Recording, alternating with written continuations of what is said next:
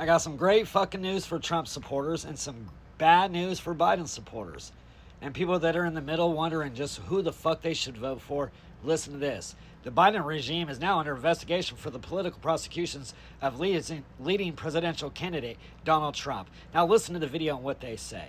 Because they've been doing bullshit to him because they can't beat him fair and fucking square. I'm going to start off the video by please do 4 things for me. Hit the like, leave a comment, hit the favorite, and repost it so all the haters can see this one. Oh wait, I have one more right before this. Russia links Hunter Biden and George Soros to the Ukraine bioweapons lab. Russia linked them. Russia, they don't play around. They have very good Secret Service, KGB, all of it. They can figure so much shit out it's not fucking funny. They know what the fuck is going on. What did they just announce about God? Between the DOJ and the people prosecuting or investigating Donald Trump. Attorney General Andrew Bailey joins me now. Sir, do you believe the prosecutions have been coordinated by the Justice Department? Because I guess that's a no-no.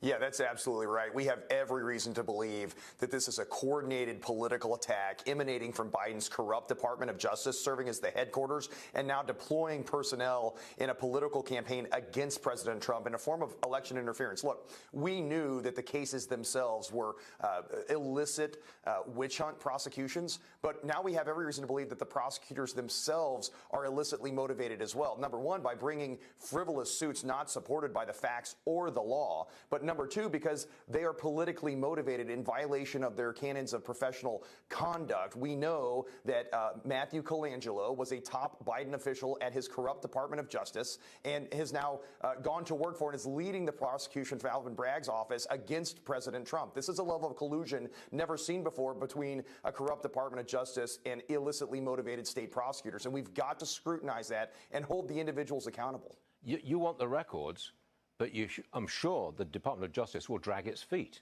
How long can they drag this out for? Until after the election, probably.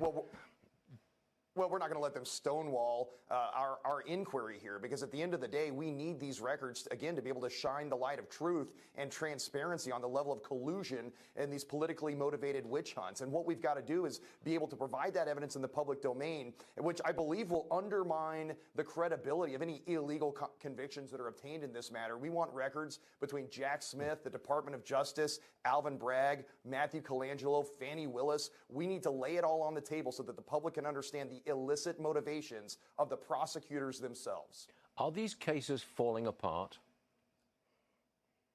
Yeah, absolutely. I mean, again, they're not supported by the facts and the law, and prosecutors have an ethical obligation not to pervert and bend the law to obtain political convictions. The fact that they are motivated by politics, the fact that Alvin Bragg campaigned on a promise to convict President Trump, the fact that Alvin Bragg has been involved in civil litigation while at Letitia James's office against President Trump should have disqualified him from these prosecutions. And the same should be true with the Department of Justice to the extent that they are acting as the headquarters deploying personnel like Matthew Colangelo in these state-level attacks. The Biden administration's plan, I think, was originally to do this lawfare strategy, go after Trump on as many charges as possible and bring him into court and convict him before the election.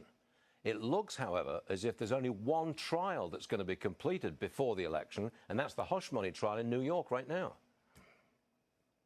Yeah, that's right. And again, that is an illicit political witch hunt of a trial. It's not a legitimate prosecution brought by a legitimate prosecutor. And there's another facet to this, which is that every day President Trump's political opponents use lawfare to haul him into court and keep him off the campaign trail constitutes an independent act of political campaign interference, election interference. Yeah, that would be interference in the election. That's true.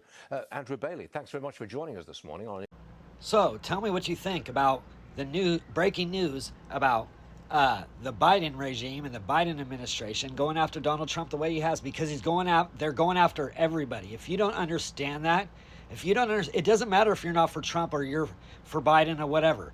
If they're going after Trump, that means they're fucking over everybody. Why? Because even though you don't think so, Trump is trying to make it better for all of us, not just one party, for everybody, for your kids, for your kids' kids, for grandparents, for everybody globally. That's why he signed the biggest executive order for human trafficking.